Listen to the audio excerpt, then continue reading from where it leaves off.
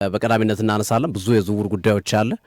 በነገራችን ላይ የኢንዞ ፈርናንዴዝ ጉዳይ፣ የጋብሪኤል ማርቲኔሊ ጉዳይ፣ የሁሊያን አልቫሬዝ፣ ዛሬ ደግሞ ኦስማን ዴምቤሌ ሌላ የበርካቶች መነጋገሪያ ሆኖ ብቅ ያለ ተጫዋች ነው ኦስማን ዴምቤሌ።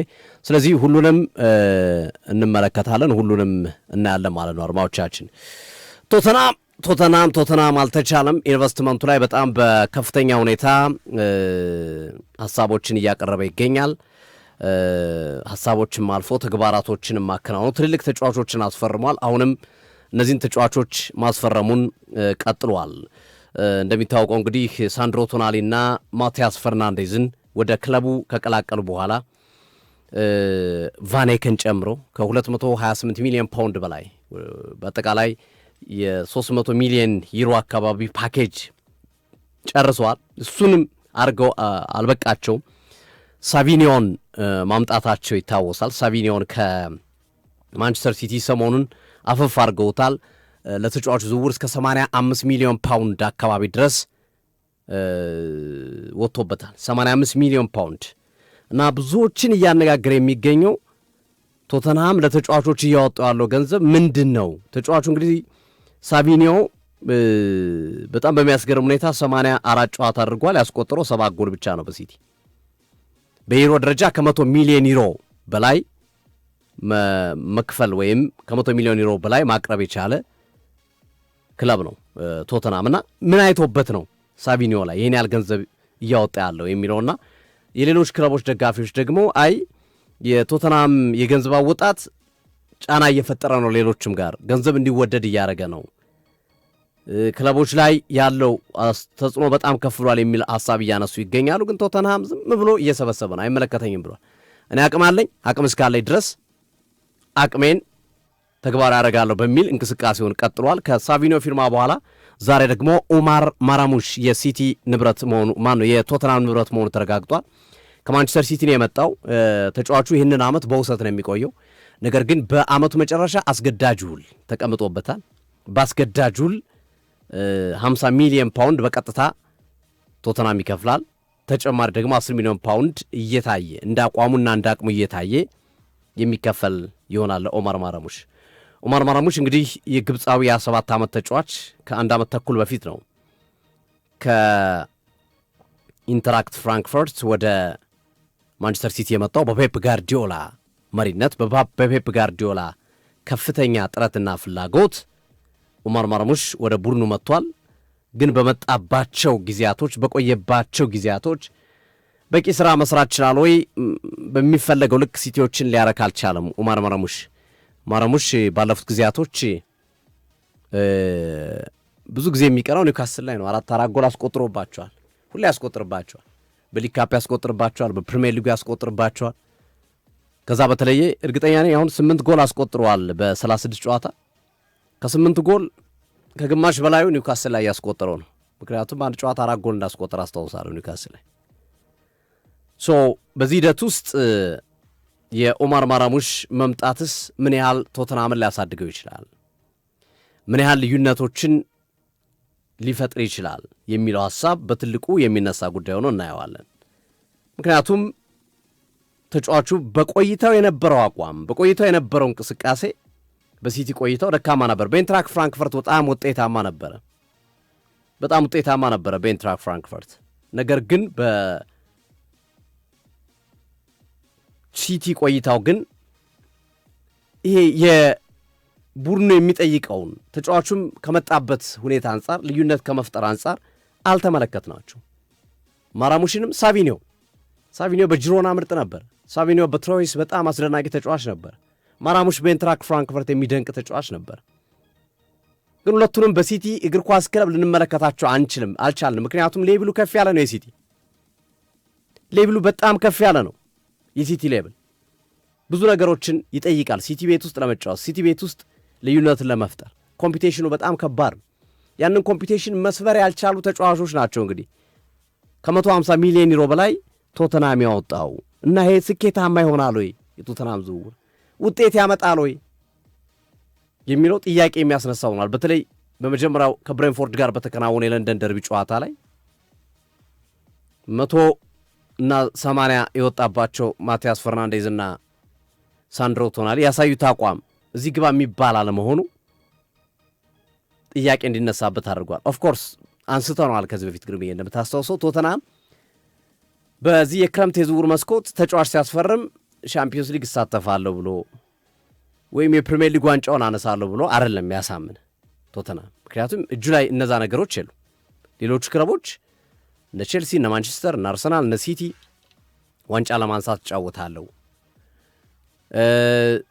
ሻምፒዮንስ ሊግ እንጫወታለን ብለው ተጫዋቾችን ሲያሳምኑ ቅናሽ ሊያደርጉ ይችላሉ በገንዘብ ሂደት ውስጥ ማለት ነው። ተጫዋቾችም አይ እነሱ ነው የምፈልገው ሊሉ ይችላሉ።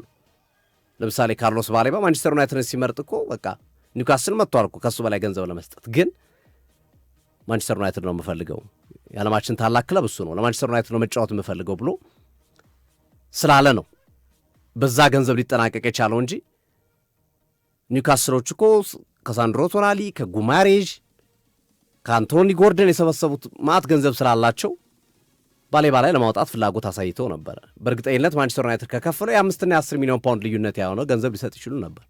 ግን ያ ያልሆነበት ምክንያት ለምንድን ነው?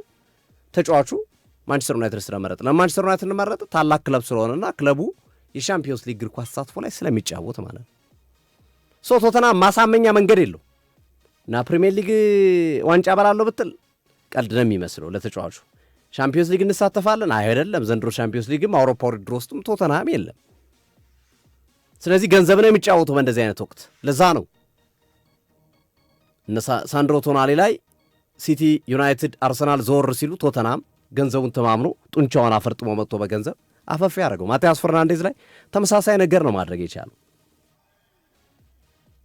ቶተንሃም። አሁንም ሳቪኒዮን ለማምጣት ይህን ያህል ገንዘብ እሺ፣ የነ ሳንድሮ ቶናሊ እነ ማቲያስ ፈርናንዴዝ ኮምፒቴሽን ስላለ ነው። ልክ ነው፣ ያስፈርም ኮምፒቴሽን አለ።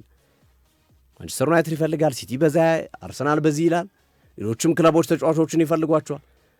ሳቪኒዮን ማን የሚፈልገው ክለብ ኑሮ ነው በዚህ ደረጃ ቶተንሃም ገፍቶ የመጣው? ምናልባት የአረብ ክለቦች ካልሆኑ የሳውዲ ክለቦች ካልሆኑ በአውሮፓ ደረጃ ይሄን ያህል ገንዘብ ለሳቪኒዮ ከፍሎ መውሰድ የሚችል ወይም የሚፈልግ ክለብ ያለ አይመስለኝም። ለሳቪኒዮ ግማሹን እንኳን አይደለም 100 ሚሊዮን ዩሮ 50 ሚሊዮን ዩሮ እንኳን የመክፈል ኢንተረስት ያለው ክለብ የሚኖር አይመስለኝም። ቢኮዝ ተጫዋቹ ቁጥሮች ይናገራሉ፣ አይዋሹም።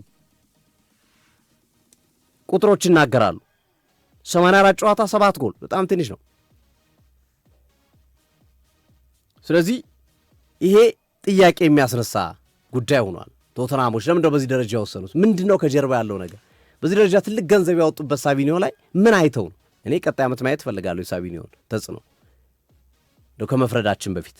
ግን ብዙዎችን ያከራከረ ያነጋገረ ጉዳይ ሆኗል። በነገራችን ላይ በዚህ የክረምት የዝውውር መስኮት ትልቅ ገንዘቦች ባልተጠበቁ ተጫዋቾች ላይ እየወጡ መሄዳቸው ምንድነው ከጀርባ ያለው ነገር የሚለው እንድታነሳ ሊያም ዴላፕ ግርምዬ አምና ቼልሲ ሲገዛው ከኢፕስዊች ታውን 30 ሚሊዮን ፓውንድ ነው የገዛው።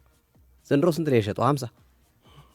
ምንም ሳያረግ 5 ይደመር 5 ምንም ሳያረግ ምን አሳይቶ ለኖቲንጋም ፎረስት ነው አይደል? ኖቲንጋም ፎረስት ምን አሳይቶ በጣም የሚገርም እኮ ምን ተጫውቶ ምን ያህል ጎል አስቆጥሮ ተጫዋቹን በዚህ ደረጃ ላስፈርሙት የቻሉ። ሳቪኒዮም ተመሳሳይ ነው እና ብዙ የእንግሊዝ ፕሪሚየር ሊግ ክለቦች ያው አቢዩዝ አድርገው እኮ ነው ደግሞ የሚገርም እኮ የሊያም ዴላፕ እኮ አቢዩዝ አድርገውታል እኮ በጣም ተናዷል። 9 ቁጥር ለጆዋ ፔድሮ ሰጥተው መጀመሪያ ማሊያውን እንደነጠቁት እና ሙሉ በሙሉ እኮ ኖቲንጋም አልገባም፣ ግን ኦልሞስት ጨርሷል። እና ኢቭን አንደኛ ተጫዋችንም ስትገፋ አቢዩዝ አድርገህ ማለት መጀመሪያ ማሊያውን ሲነጥቁት ነው ልጁ ብስጭቱን የገለጸው። ሊያም ዴላፕ ለጆዋ ፔድሮ ነው የሰጡት። 9 ቁጥር ለብሷል ጆዋ ፔድሮ 9 ቁጥር ነው አለ። ሊያም ዴላፕ ነበር 9 ቁጥር የመጀመሪያ ጎል ነው ያስቆጠረው እና ስልጣና 9 ቁጥር እንዲሁም በቼልሲ እንደ እርግማን ይቆጠራል አይደለ? 9 ቁጥር ፈርናንዶ ቶሬዝም መጥቶ አልተሳካለትም። ሌሎችም ተጫዋቾች 9 ቁጥር ለብሰው ከዛ በኋላ የተጫወቱ ተጫዋቾች ብዙ ውጤታማ አይደሉ እና የ9 ቁጥር ከርስ የ9 ቁጥር እርግማን አብቅቷል እያሉ ነበር ቼልሲዎች ፔድሮ በመጀመሪያ ጨዋታ ጎል ካስቆጠረው እና መጀመሪያ ምን አደረጉ? 9 ቁጥርን ነጠቁና ለጆዋ ፔድሮ ሰጡት።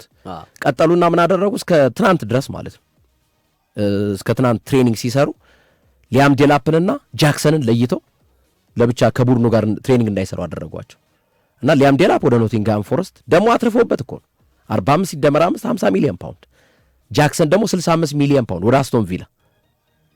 ኦልሞስት የሁለቱ ጉዳይ ያለቀ ጉዳይ ነው። በቀጣይ በቼልሲ የማንመለከታቸውናል ጃክሰን እና ሊያም ዴላፕ ማለት። አሁን ትልቁ ነገር ምንድነው? አሁን ጃክሰን ራሱ ወደ አስቶን ቪላ በ70 ሚሊዮን ዩሮ ሊሄድ የተዘጋጀ የገዙት 30 ምናምን ጃክሰንን እና ቼልሲ በጣም ገርሞኛል። በዚህ ልክ ምን አድርጎ እያሳመናቸው ነው? አሁን ሊያም ዴላፕን አስበው ከገዛበት 20ና ከዛ በላይ ገንዘብ ትርፍ አግኝተህ መሸጥ፣ ኒኮላስ ጃክሰንን በጥፍ ትርፍ አግኝተህ መሸጥ። በምን አድርጎ ነው ቼልሲ ቡድኖችን እያሳመነ ያለው? አይ ቲንክ አከፋፈል መንገዱ ሊሆን ይችላል ብዬ አስባለሁ። አሁን አንዳንድ መረጃዎች የሚያሳዩት የረጅም ጊዜ አከፋፈል ስራ ስለዘረጉላቸው ነው። በ5 ዓመቱ 6 ዓመት የሚከፈል የረጅም ጊዜ አከፋፈል ስርዓት ስለዘረጉላቸው እሱን በሱ ለመጠቀም ነው። አሁን ለምሳሌ ሊያም ዴላፕ በ3 በ4 ዓመት እንዲከፈል አድርገው እንትን አድርገውላቸዋል፣ ፈቅደውላቸዋል። የኒኮላስ ጃክሰንም እንደዛ አይነት ነገር ስላለ እሷን ለመጠቀም ነው ክለቦች ያው 3 4 5 ዓመት ስቆ ኢንፍሌሽኑም ቀላል አይደል፣ እሷን አድቫንቴጅ እንጠቀማለን በሚል ነው የሚሉ ሀሳቦች ይነሳሉ። እኔ ግን እንደው ማጣራት እፈልጋለሁ በዚህ ልክ ቼልሲ እንዴት አድርጎ ነው እየሸጠ ያለው? ግርምዬ ለጋብሪኤል ማርቲኔሊ 40 ሚሊዮን ዩሮ ነው ጋላት ስራ ያቀረበው አይደለ? አሁን ነው እንዲሁም አል ሂላል ስለሆነ ከፍ አደረገው 60 አካባቢ ያቀረበው። በኋላ ላይ እንመጣበታለን። አያይዘን ነው። እዚሁ ቼልሲ እንቆይና ሶፊ፣ አንደኛ እንግዲህ የሊያም ዴላፕን ጉዳይ ያየ ነው፣ የጃክሰንን ጉዳይ ያየ ነው። ሊያም ዴላፕ ወደ ኖቲንግሃም ፎረስት፣ ጃክሰን ወደ አስቶን ቪላ፣ ኒኮላስ ጃክሰን ወደ አስቶን ቪላ። ያለየለት ኢንዞ ፈርናንዴዝ ነው። ኢንዞ ፈርናንዴዝ እንደምታስታውሰው ባለፈው ጨዋታ በሰኞ ምሽቱ ጨዋታ ማለት ነው የፉላም ደጋፊዎችና የቼልሲ ደጋፊዎች ጭምር ሲጮሁበት ነበር። አንደኛው ምክንያት ቼልሲዎች በጣም የተቀየሙት መጀመሪያ ሪያል ማድሪድ መግባት ፈልጋለሁ፣ ሪያል ማድሪድ እንደ ቤቴ ነው የሚለው